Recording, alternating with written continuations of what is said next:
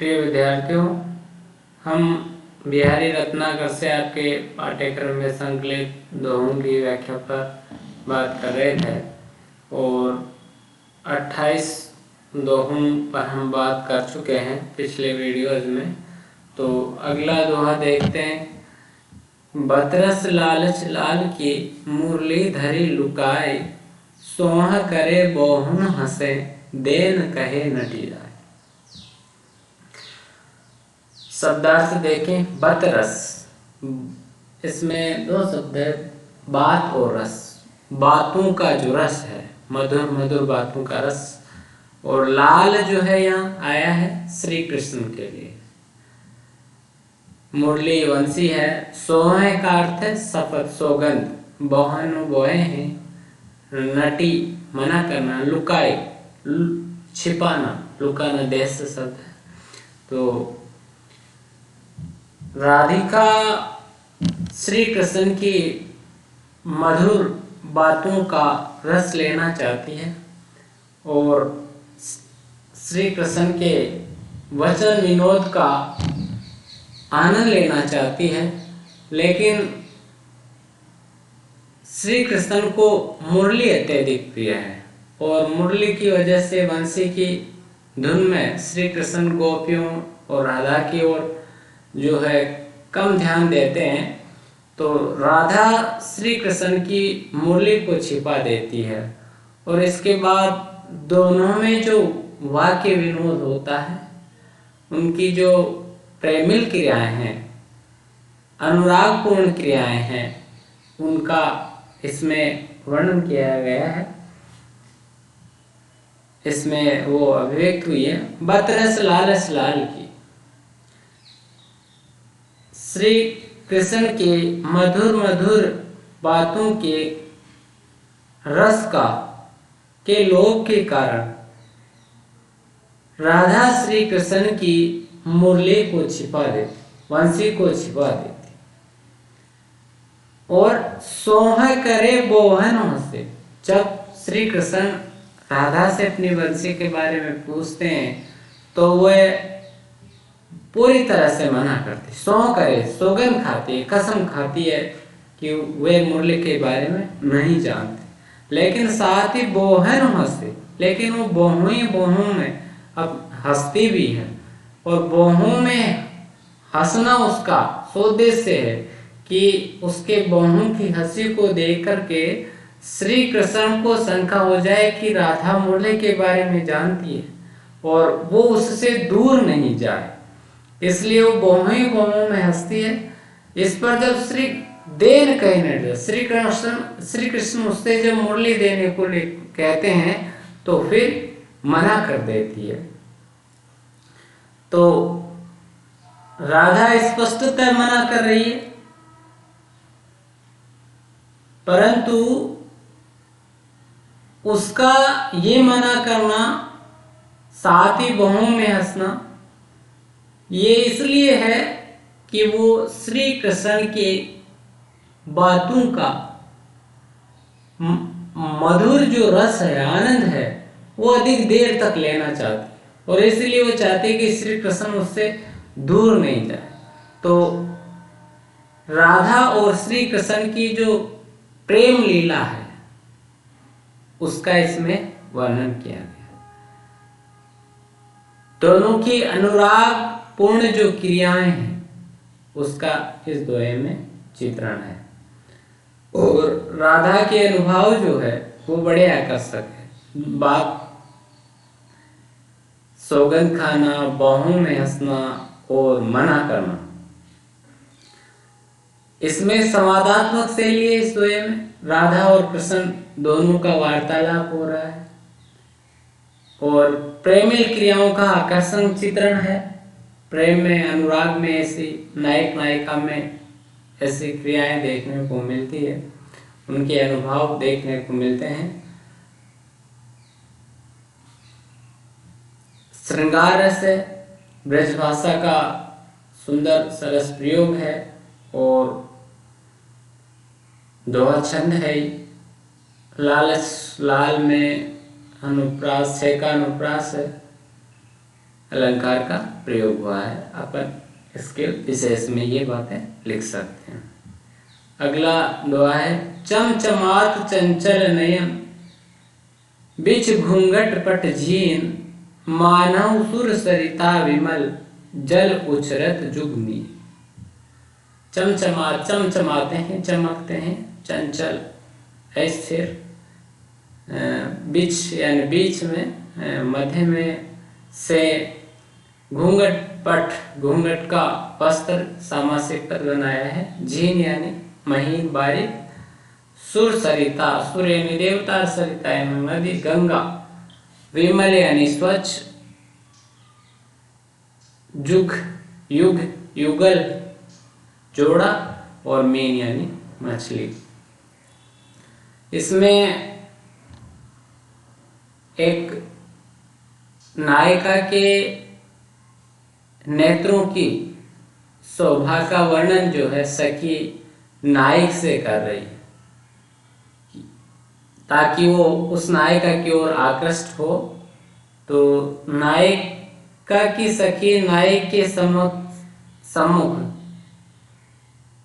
नायिका के नेत्रों के सौंदर्य की चर्चा करते हुए कहती है कि चमचमात चंचल नयन बीच घूंघट पड़ झीन।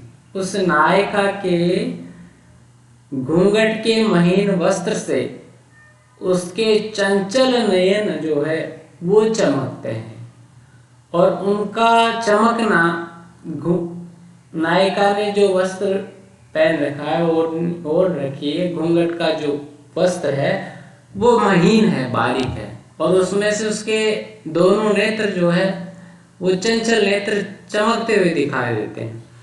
उपमा के लिए बिहारी प्रयोग करते हैं कि मानो सुर सरिता विमल जल उछरत जुग में।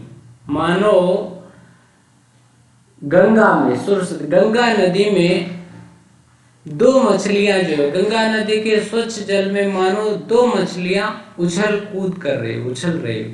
तो नायिका के नेत्रों की उपमा इसमें जो है वे मछलियों से की गई है, और घूंघट पट से उनका चमचमाना, चमकना, गंगा जल के स्वच्छ जल से उस नायिका के घूंघट पट की तुलना की गई है, और उसके नेत्रों की तुलना, उनकी चंचलता की तुलना गंगा नदी के स्वच्छ जल धारा में उछलते हुए दो मछलियों से किए।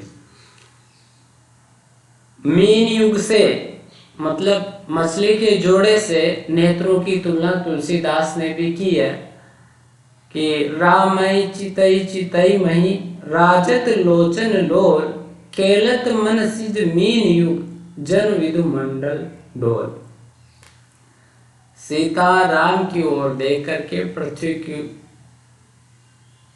फिर शर्मा के पृथ्वी की ओर देखती है, और उस समय उसके जो नेत्र है ऐसे लगते मानो चंद्रमंडल के डोल में जो है मछलियों का जोड़ा।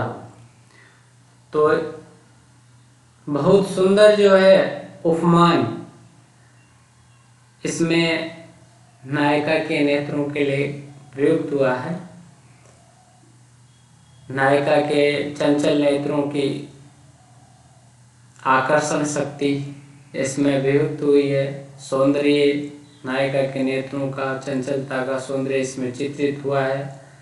श्रृंगार रस है और इसमें बिंबों का अच्छा प्रयोग हुआ, बिंब विधान, नेत्रों के लिए बिंबों का प्रयोग हुआ है। उनकी तुलना मछलियों के युगल से की गई है। अनुप्रास अलंकार है, और द्वितीय जो पंक्ति है इसमें उत्प्रेक्ष अलंकार है। मानव, मनो, संभावना व्यक्त की है बिहारी दास ने नायिका के नेत्रों में मछली के युगल की।